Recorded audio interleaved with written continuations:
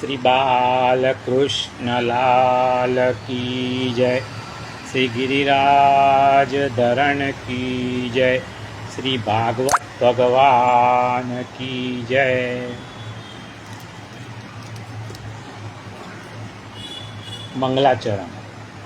करारविंदे न पदारविंदे न मुखारविंदे न विनिवेशयन्तम् अक्ष्य पत्रस्य पूते शयानं बालं मुकुन्दं मनसा स्मरामि। श्रीकृष्ण गोविन्द हरे मुरारे हे नाथ नारायण वासुदेव। जिह्वे पिबस्वामृतमेतदेव गोविन्द दामोदर माधवेति। विक्रेतु कामा किल गोपकन्या मुरारिपादार्पितचित्तवृत्ति। दद्यादिकं मोहवसादवोचत् गोविन्द दामोदर माधवेति। गृहे गृहे गो अवधू कदम्बा सर्वे मिलित्वा समवाप्य योगम्। पुण्यानि नामानि पठन्ति नित्यं गोविन्द दामोदर माधवेति। सुखं शयाना निलये निजेपि नामानि विष्णु प्रवदन्ति मध्या।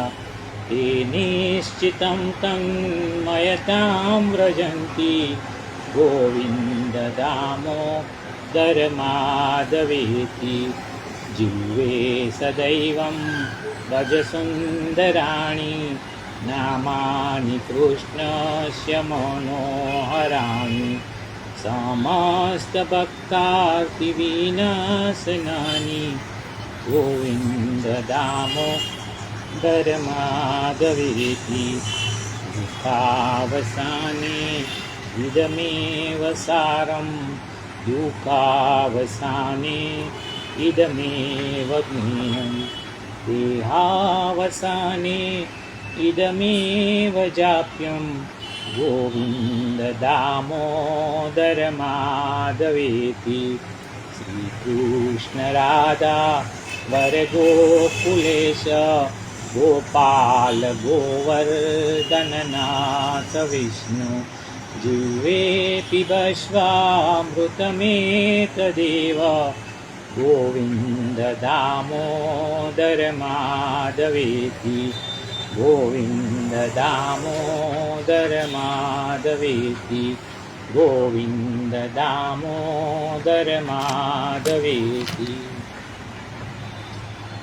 ગઈકાલે આપણે અષ્ટયામ સેવા રાજભોગથી શરૂ કરી અને શયન સુધી પૂરી કરી. શયનમાં શ્રી કૃષ્ણ બલરામને ચીડવે છે, કહે છે કે યશોદા માં, આજે તો ભૈયાએ મોટા ભાઈએ એક ગધેડું માર્યું છે. બલરામે ધેનુકાસુરને માર્યો છે, પરંતુ કૃષ્ણ કહે છે કે એણે તો ગધેડું માર્યું છે, કારણ કે તેને ચીડવવા માગે છે. બલરામ ભૈયા ચીડાય છે અને કહે છે કે કાલથી હું તારી સાથે ગાયો ચારવા નહીં આવું. આ તો ભાવતું તુને વૈદે બતાવ્યું. કૃષ્ણને તો એ જ જોઈતું હતું. કેમ? તો કે આવતીકાલે કાલિય નાગનું દમન કરવાનું હતું અને બલરામ તો શેષ નારાયણનો અવતાર છે, સાથે હોય ને તો શેષને મારવા નહીં દે.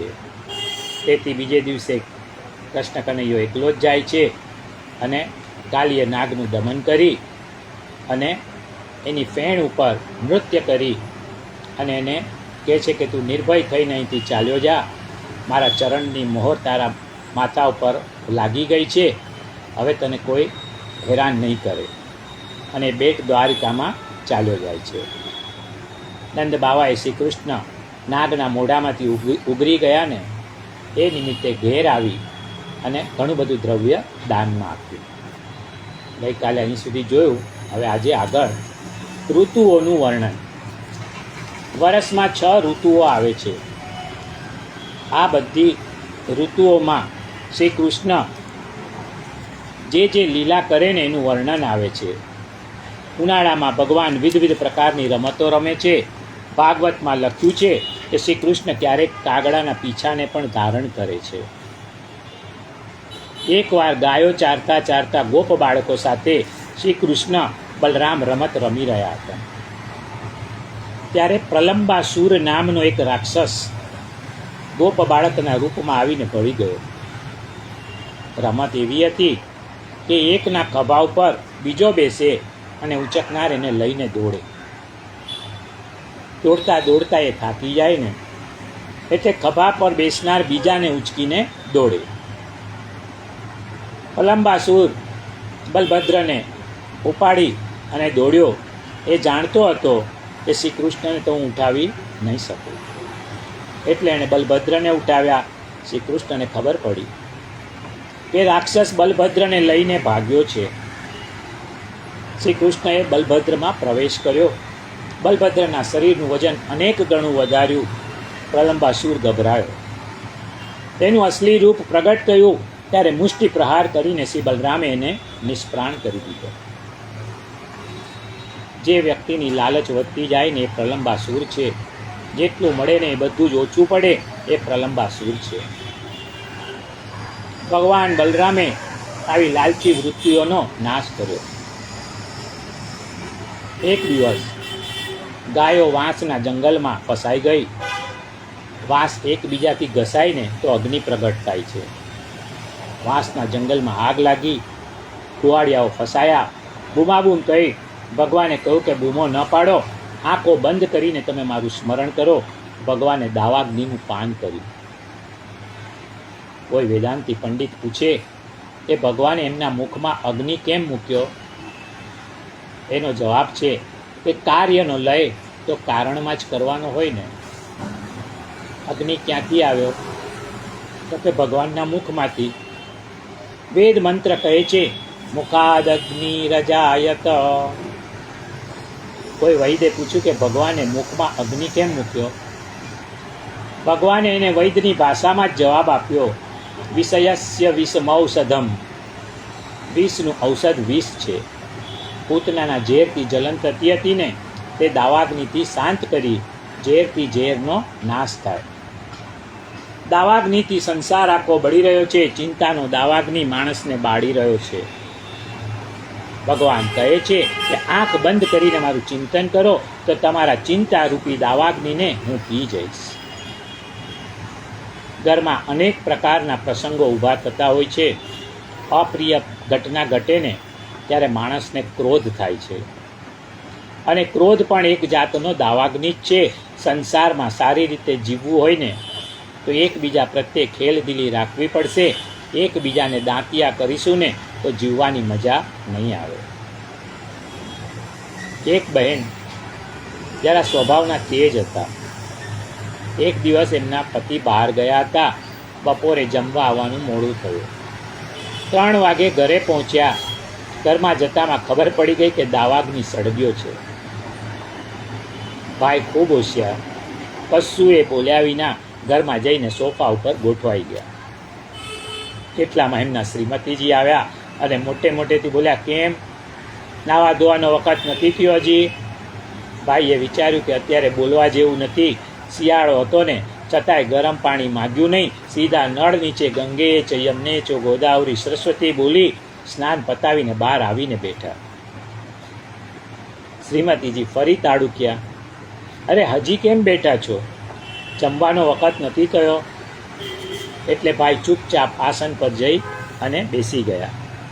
શ્રીમતીજી આવ્યા. થાળી પછાડે, વાડકી પછાડે, પાણીનો ગ્લાસ પછાડે અને પીરસતા બોલે છે, આ તમારા લીધે અમારે પણ બરફ જેવું ઠંડુ ખાવા.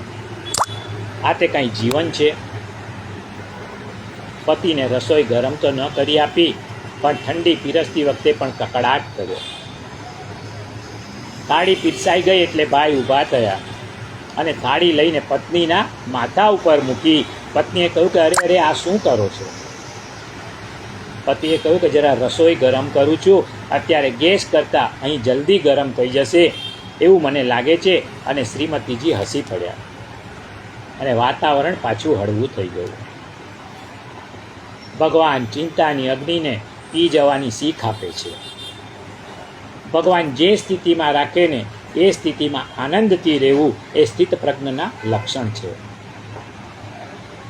સંસારમાં અનેક અગ્નિઓ માણસને બાળી રહી છે. કામાગ્નિ અંદરથી બાળે છે. ઈશ્વરના માર્ગે અનેક અવરોધ આવે છે, પરંતુ ભગવાનનું ચિંતન આપણો માર્ગ સરળ બનાવે છે. માણસ છે ને 3 પ્રકારના હોય છે. એક તો આવેગોમાં તણાય, ક્રોધમાં તણાઈને એ સામાન્ય મનુષ્ય છે. આવેગોથી બચવાની કોશિશ કરે એ છે મધ્યમ માણસ. કામ ક્રોધ ભાગે એવા વાતાવરણમાં પણ મન પર કાબૂ રાખે, સ્વસ્થતા જાળવેને સિદ્ધ છે, વંદનીય છે. કામ ક્રોધ આવે એવા વાતાવરણમાં પણ મન પર કાબૂ રાખે, સ્વસ્થતા જાળવેને સિદ્ધ છે, વંદનીય છે. ફક્ત એકનાથજીને ગુસ્સો ન આવતો, પરંતુ સજ્જન માણસના વિરોધી બહુ હોય. એકનાથજીની ખ્યાતિ લોકોથી સહન ન થઈ, એકનાથજીને નીચે પાડવા માટે તરકટ કર્યું.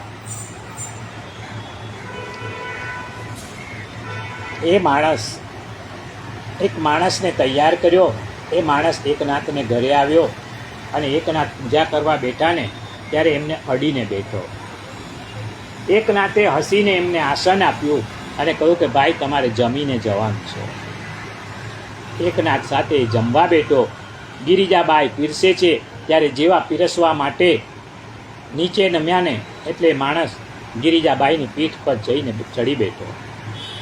એકનાથે એમના પત્નીને કહ્યું, ગિરિજા જરા ઊભા થતાં સાચવજો, આ ભાઈ પડી ન જાય. ગિરિજાબાઈ બોલ્યા કે તમે ચિંતા ન કરો, હું એમને નહીં પડવા દઉં, મારો પૌત્ર પણ આવું જ કરે છે. ધન્ય છે એકનાથને અને ગિરિજાબાઈને, જરા પણ ગુસ્સો ના કર્યો. આવા વાતાવરણમાં પણ મનની સ્વસ્થતા ન ગુમાવે ને એ વંદનીય છે. કામ ક્રોધ માણસની પ્રગતિને રોકે છે, એનાથી બચવું જોઈએ. દાવાગ્નિ બધાના ઘરમાં સળગે છે, પણ એક ગરમ થાય ને ત્યારે બીજાએ શાંત રહેવું, ઠંડા રહેવું, એટલે દાવાગ્નિ પણ શાંત થઈ જશે. બલરામે શ્રી કૃષ્ણને પૂછ્યું કે કૃષ્ણ, તે દાવાગ્નિનું પાન કર્યું? શ્રી કૃષ્ણએ કહ્યું કે હા મોટાભાઈ, આપણે તો ચંદ્રવંશી છીએ. ચંદ્રનું પ્રેમી ચકોર પક્ષી તો અંગારા ખાય છે, તો આપણે તો ચંદ્રવંશમાં પ્રગટ્યા છે, આપણને અગ્નિથી શું થવાનું છે? હવે વર્ષા ઋતુનું વર્ણન. બ્રજમાં વર્ષા ઋતુનું આગમન થયું છે. આકાશ મેઘોથી છવાઈ ગયું છે. સુખદેવજી મહારાજ વર્ષા ઋતુનું વર્ણન કરે છે. શ્રી ચતુર્ભુજ દાસ કહે છે, નૈની નૈની બુંદન ટપકન લાગ્યો, પવન ચલત જકજોર, આરોગત નાગર નંદ કિશોર. ગિરિરાજજી પાસે ભગવાન પતરાડીમાં જમી રહ્યા છે અને વરસાદ શરૂ થાય છે ત્યારે ચત્રભુજ પ્રભુ પતલ લઈ ભાગે, સદન કુંજ કી ઓર, આરોગત નાગર નંદ કિશોર. વરસાદ આવ્યો ને એટલે ભગવાન પતરાળું લૂંટાવીને ભાગ્યા. ક્યાં ગયા? તો કે ગિરિરાજજીની ગુફામાં. સ્વામિનીજીની નિકુંજમાં પધાર્યા છે. નરસિંહ મહેતાએ પણ વૃંદાવનની વર્ષા ઋતુનું બહુ સરસ વર્ણન કર્યું છે. મેહુલો ગાજે ને માધવ નાચે, મેહુલો ગાજે ને માધવ નાચે, પાયે વાગે રૂડી ઘૂઘરડી હો, મેહુલો ગાજે ને માધવ નાચે. વરસાદ પડે ને એટલે શ્રી કૃષ્ણ વરસાદમાં નાહવા જાય. વરસાદમાં ભગવાન નાચી રહ્યા છે, પગમાં ઝાંઝર છે, એનો સૌ મધુર મધુર અવાજ આવે છે.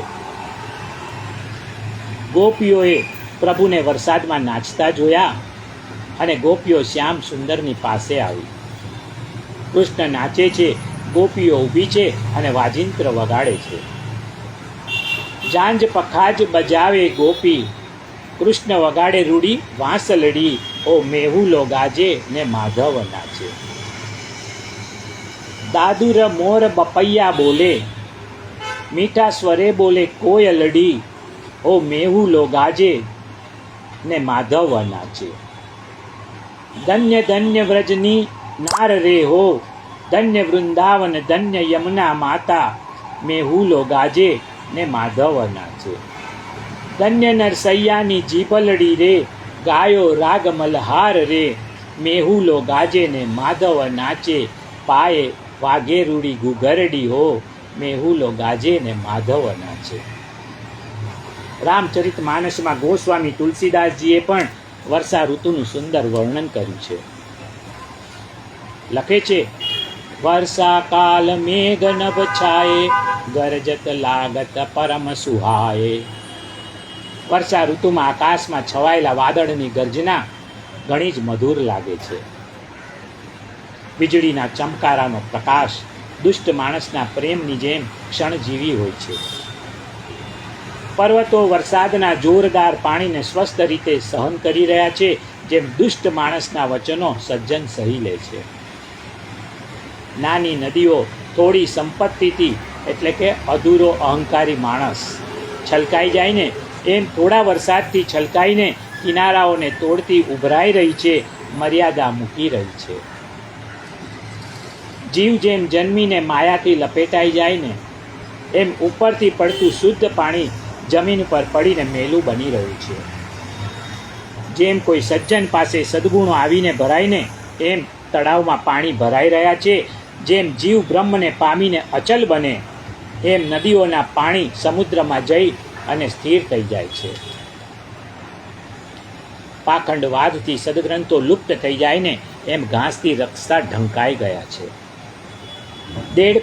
દેડકાનો ધ્વનિ બ્રહ્મકુમારોના વેદ ધ્વનિ જેવો લાગે છે. હવે પછી શરદ ઋતુ. શરદ ઋતુનું આગમન થતાં આકાશ નિર્મળ બન્યું છે, સરોવરના નીર નિર્મળ બન્યા છે. શરદ ઋતુમાં ભગવાન વેણુ વગાડે છે, અને વેણુને ઉદ્દેશીને ગોપીઓએ જે ગીત ગાય છે ને, એને વેણુ ગીત કહેવાય છે. શ્રી મહાપ્રભુજીએ મધુરાષ્ટકમાં એક શબ્દ લખ્યો છે, વેણુ મધુરા. આ વેણુ મધુર કેમ છે, એના કેટલાક કારણ છે. એ વિરહ તાપને શાંત કરે છે. પ્રભુથી દૂર ગયેલી ગાયો જ્યારે વેણુ સાંભળીને દોડતી પ્રભુની પાસે આવી જાય છે ને, માણસ વિષયોનું ઘાસ ચરવામાં ભગવાનને ભૂલી જાય છે. એ વેણુ સાંભળે ને એટલે પ્રભુ પાસે દોડી જાય છે. સંતોની વાણી એ શાસ્ત્રો છે. સંતોના મુખની જ્ઞાન મોરલી સાંભળીને ઘણા સેવકો વિષયોનું ઘાસ ખાવાનું છોડી દે છે. ત્રીજું, મિલનની મધુરતા જગાડે છે. એ વેણુ ઠાકોરજીના આગમનની વધાઈ આપે છે. ચોથું, શ્રી કૃષ્ણનું અધરામૃત પામીને એ વેણુ મધુર બની છે. પાંચમું, વેણુ સાંભળતા બ્રહ્માનંદનો અનુભવ થાય છે, અને વિષયાનંદ કરતાં બ્રહ્માનંદ અત્યંત આનંદ આપનાર છે. શ્રી સુખદેવજી કહે છે કે હે રાજન, શરદ ઋતુના લીધે વનની શોભા ખૂબ વધી છે. નદી તળાવોના જળ નિર્મળ બન્યા છે.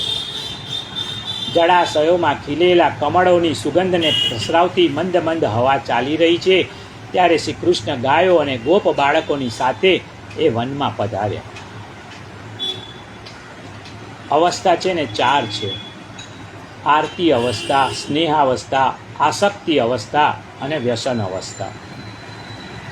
ગોપીઓએ દરેક અવસ્થામાં એક એક ગીત ગાયું છે. આરતી અવસ્થામાં ગોપીઓએ જે ગીત ગાયું ને, એનું નામ છે વેણુ ગીત. સ્નેહાવસ્થામાં જે ગીત ગાયું ને, એનું નામ છે ગોપી ગીત. આસક્તિ અવસ્થામાં ગોપીઓએ જે ગીત ગાયું, એનું નામ છે યુગલ ગીત. અને વ્યસન અવસ્થામાં ગોપીઓએ જે ગીત ગાયું છે ને, એ છે ભ્રમર ગીત. બ્રજમંડળમાં ગોપીઓના 4 યુથ છે.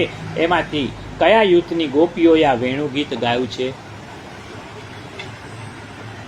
4 યુથ છે. એક સ્વકીયા ગોપીઓનું યુથ છે, જેના પ્રમુખ શ્રી સ્વામિનીજી છે. બીજું પરકીયા ગોપીઓનું યુથ છે, એના પ્રમુખ શ્રી ચંદ્રાવલીજી છે. ત્રીજું કુમારિકા ગોપીઓનું યુથ છે, જેના પ્રમુખ શ્રી રાધા સહચરીજી છે, અને ચોથું સંકીર્ણ ગોપીઓનું યુદ્ધ છે, તેના પ્રમુખ શ્રી યમુના મહારાણીજી છે. આમ વૃંદાવનમાં ગોપીઓના 4 યુદ્ધ છે. એમાં કયા મંડળની ગોપીઓએ આ વેણુગીત ગાયું? વેણુગીત પરકીયા ગોપીઓના મંડળે ગાયું છે, એટલે કે ચંદ્રાવલી સખીના યુથની ગોપીઓએ આ વેણુગીત ગાયું છે. એમાં ગોપીઓ વર્ણન કરે છે કે ભગવાન વેણુ વગાડે છે ને ત્યારે કેટલા સુંદર લાગે છે. ગોપીઓને 2 પ્રકારની સિદ્ધિ મળેલી છે, એક દૂરદર્શનની અને બીજી દૂર શ્રવણની. આજની ભાષામાં કહીએ ને તો ગોપીઓને ટીવીની અને ટ્રાન્ઝિસ્ટરની બંને સિદ્ધિઓ પ્રાપ્ત થયેલી. દૂર દૂર ઠાકોરજી વેણુ વગાડે એ રેડિયા વગર આ ગોપીઓને ઘેર બેઠા બેઠા સંભળાય છે, અને દૂર દૂર વૃંદાવનમાં શ્રી કૃષ્ણ જે લીલાઓ કરે ને એ ગોપીઓને ટીવીની જેમ ઘરે બેઠા દર્શન થાય છે. ભક્તિ કરતા કરતા આવી સિદ્ધિ મળે છે. વૃંદાવનમાં કુસુમોકર નામની જગ્યા પર બેસીને ગોપીઓએ વેણુ ગીત ગાયું છે. કુસુમોકરને સખી સ્થળ પણ કહે છે. ત્યાં બધી ગોપીઓ ભેગી થતી હતી. ત્યાં એમને ઠાકોરજીની લીલાના દર્શન થતા હતા, અને ઠાકોરજી વેણુ વગાડે ને ત્યાં બેઠેલી બધી ગોપીઓ એનું શ્રવણ કરતી હતી. આ વેણુ ગીત એ રનિંગ કમેન્ટ્રી છે. જે જુએ છે ને એનું આ ગીતમાં ગોપીઓ વર્ણન કરે છે. કહે છે કે હે સખી, જો તો ખરી, આપણા શ્રી કૃષ્ણ વેણુ વગાડે છે ત્યારે કેટલા સુંદર લાગે છે. સખી, ઠાકોરજી વેણુ વગાડે છે ત્યારે એમના મસ્તક ઉપર મુગટ છે. મુગટમાં શું છે? તો કે મોરનું પીછું છે. ઠાકોરજી મોરના પીછાને કેમ ધારણ કરે છે? કારણ કે એ મોર રાધે રાનીએ પાડ્યો છે. રાધાજીને ખુશ કરવા રાધાજીના પાડેલા મોરના પીછા ધારણ કરે છે. પ્રભુના કાનમાં કરેણના પુષ્પ છે, જે રસ ઉદ્દીપક છે. શ્રીઅંગ નટવર જેવું છે. ભક્તને ખુશ કરવા માટે ભક્તોની મંડળીમાં પ્રભુ આજે નટવર બનીને નાચે છે. પ્રભુએ પીળું પીતાંબર પહેર્યું છે. કેમ? પ્રભુ ધરતીના નિમંત્રણથી ધરતી પર પધાર્યા છે, અને ધરતીનો રંગ પીળો છે ને એથી ધરતીના રંગના વસ્ત્રો પ્રભુ પહેરે છે. ધરતીનો રંગ પીળો છે, એમાંથી કચરો સાફ કરો ને એટલે મૂળ પીળો રંગ દેખાશે. આ સોનું છે એ ધરતીમાંથી જ નીકળ્યું છે. એક પ્રકારની એ માટી જ છે. ભગવાન કંઠમાં વૈજયંતી માળા ધારણ કરે છે. આ માળા આજે દુનિયામાં છે જ નહીં. વૈજયંતી માળામાં 6 રત્નો હોય છે. સમુદ્રના છીપલામાં જે મોતી પાકે ને એ મોતી હોય છે. હાથીના ગંડ સ્થળમાં જે મોતી પાકે ને જેને ગજમુક્તા કહેવાય, એ પર્વતમાંથી નીકળનારું રત્ન, ભૂંડની પીઠમાં પાકનારું મોતી, અને 5મું નાગના મસ્તક ઉપરનો મણિ. આજે આવા નાગ અહીં દેખાતા નથી, પરંતુ એક ભાઈ જે આફ્રિકાના મડાગાસ્કર નામના ટાપુ પર રહે છે, એમણે એકવાર કહ્યું હતું કે અમારે ત્યાં આજે પણ મણિધર નાગ છે. એ રાત્રિના સમયમાં બહાર આવે ત્યારે ટ્યુબલાઇટ જેવો પ્રકાશ દેખાય. એ પ્રકાશમાં આ નાગ શિકાર શોધે છે. પ્રવાલ પણ વૈજયંતી માળામાં હોય છે. શ્રી કૃષ્ણના ગળામાં આવી વૈજયંતી માળા શોભાવતી હતી. ગોપીઓ કહે છે કે પ્રભુ, આપ હાથની આંગળીઓથી વાંસળીના છિદ્રોને પૂરો છો અને એમાંથી મધુર સંગીત પ્રગટાવો છો. વાંસળીના છિદ્ર જ્યાં સુધી પૂરાય નહીં ને ત્યાં સુધી વાંસળીમાંથી સંગીત નીકળતું નથી. વાંસળીમાં તો 7 છિદ્રો હોય છે, પરંતુ આપણા જીવનમાં તો અસંખ્ય છિદ્રો છે. એ છિદ્રો ત્યાં સુધી પૂરાય નહીં ને ત્યાં સુધી આપણું જીવન પણ વાંસળી જેવું મધુર બને નહીં. પુનિત મહારાજ લખે છે, એક જ છિદ્ર હોય ત્યાં તો નાવ ડૂબી જાય છે. અહીં તો છે છિદ્રો અપાર, ચાહે ડૂબાડ કે તાર, તારે હાથ સોંપી છે મારા જીવન કેરી નાવ પ્રભુ. માયા જળતી દરિયો ભર્યો, જેમાં મમતાના તોફાન છે, મારા જીવન કેરી નાવ પ્રભુ તારા હાથ સોંપી છે. જીવન નૌકાના જો કેવટ પ્રભુ હશે ને, તો છિદ્રોવાળી નાવ હશે ને તો પણ ભવપાર ઉતરી જશે. પ્રભુ વેણુ વગાડતા વગાડતા વૃંદાવનમાં ખુલ્લા ચરણે ચાલે છે. પ્રભુના ચરણ સ્પર્શથી વૃંદાવનની ધરતી આજે ધન્ય બની છે. જેમ કમળની આજુબાજુ રહેલા ભમરાઓ ગુંજન કરે ને, એમ શ્રી કૃષ્ણની આજુબાજુ રહેલા ગોવાળિયાઓ શ્રી કૃષ્ણની કીર્તિનું ગુણગાન કરે છે. ગોપીઓ કહે છે કે આવા વેણુ વગાડતા શ્રી કૃષ્ણના દર્શન કરવામાં જ આ નેત્રોનું સાફલ્ય છે.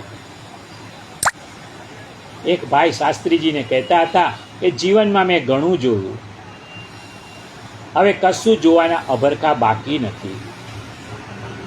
શાસ્ત્રીજીએ પૂછ્યું કે તમે શું શું જોયું?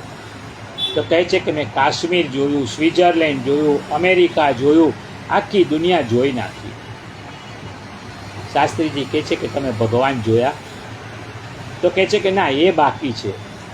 તો પછી બધું જોઈ નાખ્યું, હવે કશું જોવાનું બાકી નથી એમ કેમ બોલો છો? આપણી આંખો કાશ્મીર જોવા માટે નથી મળી, પણ જેણે કાશ્મીર બનાવ્યું છે ને, એ ભગવાનના દર્શન કરવા માટે આ આંખો મળી છે. એના દર્શન થાય ને એમાં જ આ આંખની સફળતા છે. ગોપીઓ પરસ્પર વાત કરે છે, કહે છે કે આ વાંસળીએ એવું તે શું તપ કર્યું કે પ્રભુને વાલી થઈ ગઈ. પ્રભુ એને એક ક્ષણ પણ દૂર કરતા નથી. બીજી ગોપીએ કહ્યું કે એ તો મોરલીજીને જ પૂછવું પડે. પણ પ્રશ્ન એ થાય છે કે લાલાની વાંસળીને આપણી પાસે લઈ કોણ આવે? એટલામાં ત્યાં રાધિકાજીનો ભાઈ શ્રીદામા ત્યાં આવ્યો. રાધિકાજીએ એને પૂછ્યું કે શ્રીદામા, તું લાલાની વાંસળી ચોરી લાવીશ? શ્રીદામાએ કહ્યું કે હું વાંસળી તો ચોરી લાવું, પણ તમે મને ઇનામ શું આપશો? રાધે રાણીને ખબર હતી કે શ્રીદામા તો લાડવાનો શોખીન છે, એટલે કહ્યું કે ઇનામમાં તને અમે લાડવા ખવડાવશું. શ્રીદામાએ કહ્યું તો હમણાં જ લાલાની વાંસળી ચોરી આવું છું. શ્રીદામા દોડતો દોડતો નંદાલયમાં આવ્યો. ઠાકોરજી પોઢેલા, એમની બાજુમાં વાંસળીજી હતા. શ્રીદામાએ એ ચોરી ને યમુના કિનારે રાધે રાણીની નિકુંજમાં આવીને કહ્યું કે લે આ લાલાની વાંસળી. મોરલી મહારાણીને ગોપીઓ પૂછે છે તે શું તપ કર્યું કે તું શ્રી કૃષ્ણને આટલી બધી પ્રિય છે? મોરલી કહે છે કે ગોપીઓ, મારી ઈર્ષ્યા ન કરો, હું છે ને પૂર્વજન્મની સરસ્વતી છું. બ્રહ્માજીના શ્રાપથી હું વૃંદાવનમાં વાંસ બની છું. મેં શિયાળાની ઠંડી, ઉનાળાની ગરમી અને ચોમાસાના વરસાદને સહન કર્યો છે. મારામાં 7 છિદ્રો કરવા માટે અગ્નિમાં તપાવેલા સળિયા ખોસવામાં આવ્યા છે. એ બધું મેં સહન કર્યું. આ બધું મારું તપ છે, તેથી માધવે મને અપનાવી છે. અને હે સખીઓ, મારામાં એક સદ્ગુણ, મહાન એવો સદ્ગુણ છે કે હું જ્યારે પણ બોલું ને ત્યારે મીઠું બોલું છું, અને બીજું શ્રી કૃષ્ણ બોલાવે ને એટલું જ હું બોલું છું. સખીઓ, હું પોલી છું, એટલે મારામાં અહંકાર, વેર, ઝેર, ઈર્ષ્યા નથી. માટે હું શ્રી કૃષ્ણને વાલી છું. તમે મારી ઈર્ષ્યા ન કરો, પણ મારી જેમ તમે પણ તપ કરો ને, તો તમે પણ મારી જેમ શ્રી કૃષ્ણને પ્રિય થઈ શકશો. ગોપીઓ પરસ્પર કહે છે કે આ મહારાણી મોરલીના ઠાઠ તો જુઓ. એ ગાદી તકિયા વગર તો બેસતા નથી. કયા ગાદી તકિયા? તો કે શ્રી કૃષ્ણના કોમળ કોમળ હાથ છે ને એ મોરલીજીની ગાદી છે. ભગવાનના અધોરાષ્ટ્ર એ મોરલીજીનો તકિયો છે. કનૈયાના નાકની નથણી એ મોરલીના ઉપરનું છત્ર છે. વળી 2 દાસીઓ મોરલી મહારાણીજીને સતત પંખો નાખે છે. આ કઈ 2 દાસીઓ? તો કહે છે કે ભગવાનની આંખની પાપણો મોરલીજીને સતત પંખો નાખે છે. અને ઠાકોરજી સ્વયં મોરલીજીના પગ દબાવે છે. કઈ રીતે? તો કે હાથની આંગળીઓ દ્વારા છિદ્રોને દબાવે છે ને એ ક્રિયાને મોરલીજીની જાણે ઠાકોરજી ચરણ સેવા કરે છે ને એવું લાગે છે. ગોપીઓ કહે છે કે વાંસળીને ભગવાન આટલું માન આપે છે, પછી એને અભિમાન કેમ ન હોય? સખી, જો તો ખરી, આ શ્રી કૃષ્ણની વેણુ સાંભળી વૃંદાવનના મોરલા કેવા પાગલ બન્યા છે. આ બધા પંખ ફેલાવી ભગવાનની સન્મુખ નાચે છે અને એમના પીછામાંથી થોડા થોડા પીછા એ ભગવાનને સમર્પિત કરે છે અને એ પીછા લઈ ભગવાન પોતાના મસ્તક ઉપર ધારણ કરે છે. ધન્ય છે એ વૃંદાવનના મોર પક્ષીઓને. ગોપીઓ કહે છે કે સખી, આપણા કરતાં તો વૃંદાવનના મોર ભાગ્યશાળી છે જે પ્રભુની સેવામાં કામ આવે છે. આપણે મોર થયા હોત ને તો કેવું સારું થાત. ક્યો ન ભયે હમ મોર વૃંદાવન, ક્યો ન ભયે હમ મોર. પરંતુ આપણે સ્ત્રીઓ છે એટલે ઘર છોડીને ભગવાનની પાછળ પાછળ મોરની જેમ જઈ શકતા નથી. એટલે આપણા કરતાં આ વૃંદાવનના મોર ભાગ્યશાળી છે. સખી, આ શ્રી કૃષ્ણની વેણુ સાંભળી ગાયો ઘાસ ખાવાનું ભૂલી જાય છે, વાછરડા દૂધ પીવાનું ભૂલી જાય છે. વેણુ સાંભળી સ્વર્ગની અપ્સરાઓને વસ્ત્રનું ભાન રહેતું નથી. પ્રભુની વેણુ સાંભળવા માટે ઋષિઓ વૃંદાવનમાં પક્ષીઓ બનીને આવ્યા છે. જે વૃક્ષની ડાળીઓ પર બેસીને ભગવાનની વેણુ સાંભળી એ પક્ષીઓ ટહુકા કરતા નથી, આંખ બંધ કરીને સાંભળે છે. શ્રી મહાપ્રભુજી લખે છે કે પક્ષીઓ પણ એકાગ્ર ચિત્તે ભગવાનની વેણુ સાંભળે છે. પક્ષીઓ આંખ એટલે બંધ કરે છે કે જે વૃક્ષની ડાળી પર એ બેઠા છે ને એ ડાળી પર ફળ લટકી રહ્યા છે. પક્ષીઓને તો કે આંખ ખુલ્લી હશે ને તો ફળ ખાવા માટે મન લલચાશે, એટલે આંખ બંધ કરીને બેઠા છે. આપણે પણ કથા શ્રવણ કરતી વખતે કોઈની સાથે વાતો ન કરવી અને વારંવાર આંખોને બંધ કરી મનને કથા શ્રવણમાં એકાગ્ર કરી જે લીલાઓનું વર્ણન થતું હોય ને એ લીલાના દર્શન કરતાં કરતાં લીલા રસનું પાન કરવું જોઈએ. ધન્ય છે આ વૃંદાવનના પક્ષીઓને. શ્રી કૃષ્ણ વેણુ વગાડતા વગાડતા યમુના કિનારે આવે ને ત્યારે યમુનાજીના પાણી સ્થિર થઈ જાય છે. યમુનામાં ભાવ જાગે છે તો હું દોડીને શ્રી કૃષ્ણની પાસે પહોંચી જાઉં. પણ યમુના લાચાર છે, એને બે કિનારા છે, એને તોડી અને શ્રી કૃષ્ણની પાસે જઈ શકતી નથી. સખી, જે તકલીફ યમુનાને છે ને એ જ તકલીફ આપણને પણ છે. આપણને પણ થાય છે કે શ્રી કૃષ્ણની વેણુ સાંભળવા આપણે પણ દોડીને એની પાસે પહોંચી જઈએ. પણ આપણને પણ એક સાસરિયાનો અને બીજો પિયરિયાનો એમ બે કિનારા છે નડે છે. આપણી આડે આવતા આ બે કિનારા તોડી આપણે પ્રભુ પાસે જઈ શકતા નથી. યમુનાજીને કહ્યું કે પ્રભુની વેણુ મફતમાં તો સંભળાય નહીં. એટલે યમુનાજીએ એની પાસેથી એક કમળને ઉછાળી અને ભેટ રૂપે શ્રી કૃષ્ણના ચરણમાં ફેંક્યું. સખી, યમુનાજી જેવું કામ આપણે પણ કરવું જોઈએ. યમુનાજી પોતે જઈ શકતા નથી તો એમણે જેમ કમળ અર્પણ કર્યું ને એમ આપણે પણ શરીરથી કૃષ્ણ પાસે જઈ શકતા નથી તો આપણું હૃદય કમળ શ્રી શ્યામ સુંદરને અર્પણ કરવું જોઈએ. શ્રી કૃષ્ણ વેણુ વગાડતા વગાડતા આગળ વધે છે. ઠાકોરજીના ઉપર તડકો પડે છે. આકાશના મેઘને કહ્યું કે લાવ હું પણ ઠાકોરજીની સેવા કરું. એટલે જેમ જેમ ઠાકોરજી ચાલે ને એમ એમ એમના મસ્તક ઉપર એ છાંયડો કરતાં કરતાં વાદળો પણ સાથે સાથે ચાલી રહ્યા છે. એ વાદળોમાંથી ઝરમર ઝરમર વૃષ્ટિ થાય છે, જાણે કે મેઘ ભગવાનની ઉપર પુષ્પ વૃષ્ટિ કરી રહ્યો છે. સખી, ધન્ય છે આ મેઘને, એ કૃષ્ણનો સાચો મિત્ર છે. એ પણ શ્યામ છે અને કૃષ્ણ પણ શ્યામ. મેઘનો સ્વભાવ પણ વરસવાનો છે અને કૃષ્ણનો સ્વભાવ પણ વરસવાનો છે. મેઘ જળની વૃષ્ટિ કરે, શ્રી કૃષ્ણ કૃપાની વૃષ્ટિ કરે છે. આમ મેઘ અને શ્યામ બંનેના સ્વરૂપ અને સ્વભાવ સરખા છે, માટે મેઘ શ્રી કૃષ્ણનો મિત્ર છે. એક મિત્ર બીજા મિત્રને ઉપયોગી ન થાય ને તો એ મિત્રતા શું કામની. પ્રભુ તડકામાં ચાલે છે ત્યારે આકાશમાં મેઘ છાંયડો કરીને જોડે જોડે ચાલે છે. મિત્રો પણ જાત જાતના હોય. કેટલાક તાળી મિત્ર હોય, માત્ર કાંઈ થાય ને એટલે તાળી આપે, બીજા કસાય કામમાં ન આવે. કેટલાક પ્યાલી મિત્ર હોય છે, ચાનો સમય થાય ને એટલે ઘરે આવી જાય. મદીરાની પ્યાલીવાળા પણ ઘણા મિત્રો હોય છે. કેટલાક અસામાજિક મિત્રો હોય એ એવા ખોટા રવાડે ચડાવી દે ને કે આખી જિંદગી બરબાદ થઈ જાય. કેટલાક ખાલી મિત્રો હોય છે, સાથે આવે ને ત્યારે ખિસ્સામાં પૈસા જ ન રાખે, જ્યાં જાય ને ત્યાં બિલ ચૂકવતી વખતે કહે અરે પાકીટ તો હું ઘરે જ ભૂલી ગયો. 4 મિત્રોએ પિકનિકમાં જવાનું નક્કી કર્યું. વડોદરાવાળો કહે છે કે હું વડોદરાનો ચેવડો લઈ આવીશ. સુરતવાળાએ કહ્યું કે હું ઘારી લઈ આવીશ. મુંબઈવાળો કહે છે કે હું હલવો લઈ આવીશ. એટલે અમદાવાદવાળો બોલ્યો કે હું મારા નાના ભાઈને જોડે લઈ આવીશ. આ ખાલી મિત્ર કહેવાય, ક્યારેય કોઈના માટે ઘસાય નહીં. જ્યારે એક ન્યાલી મિત્ર પણ હોય છે, કેવા તો કે શ્રી કૃષ્ણ જેવા. એમણે સુદામાને ન્યાલ કરી દીધા, કોઈ કસર બાકી નથી રાખી સુદામાને ન્યાલ કરવામાં. સખી શ્રી કૃષ્ણ વેણુ વગાડતા ગિરિરાજજી પર પધારે છે ને, ત્યારે વેણુ સાંભળી ગિરિરાજજીની સ્થિતિ કેવી થાય છે.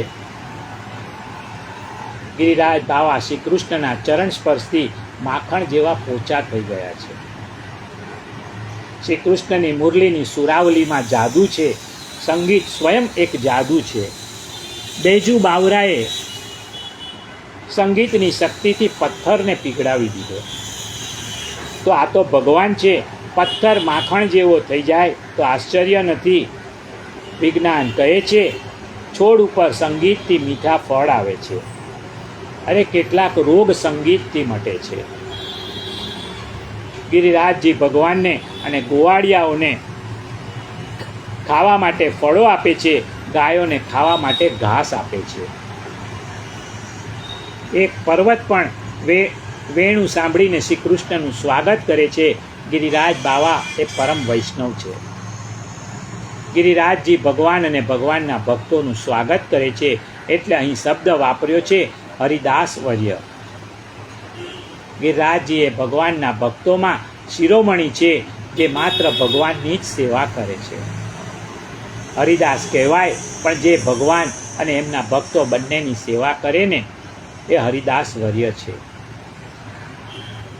ઠાકોરજી વેણુ વગાડતા સાંયકાલે વૃંદાવનમાં પોતાના ઘેર પધારે છે, ત્યારે રાધિકાજી રસ્તામાં ઊભા છે અને ભગવાનને કહે છે કે પ્રભુ, આ તમારી પાસે જે વાંસળી છે ને એ મને આપશો. ભગવાને કહ્યું કે તમે વાંસળીને લઈને શું કરશો? રાધાજી બોલ્યા કે એ મારી શોખ છે, સોતન છે. એ જ્યારથી તમારી પાસે આવી છે ને ત્યારથી તમે મને ભૂલવા લાગ્યા છો. એટલે તમે મને આ વાંસળી આપો, હું એને લઈને જંગલમાં જઈશ. જંગલમાં જઈને એક સુખડના લાકડાની સુંદર ચિતા બનાવીશ. એ ચિતા ઉપર આ મારી શોકને સોતનને સુવડાવી એના પર હું ઘી નાખીશ અને પછી દિવાસળી ચાંપી એ બળીને રાખોડી ન થાય ને ત્યાં સુધી હું ઊભા છાજિયા લઈશ. આ છાજિયાનો પ્રોગ્રામ પણ જોવા જેવો હોય છે. એમાં બહેનો જાત જાતનું નાટક કરે છે. સાચું કશું ન હોય, ફક્ત નાટક જ હોય છે. માત્ર દેખાવ જ કરતા હોય છે.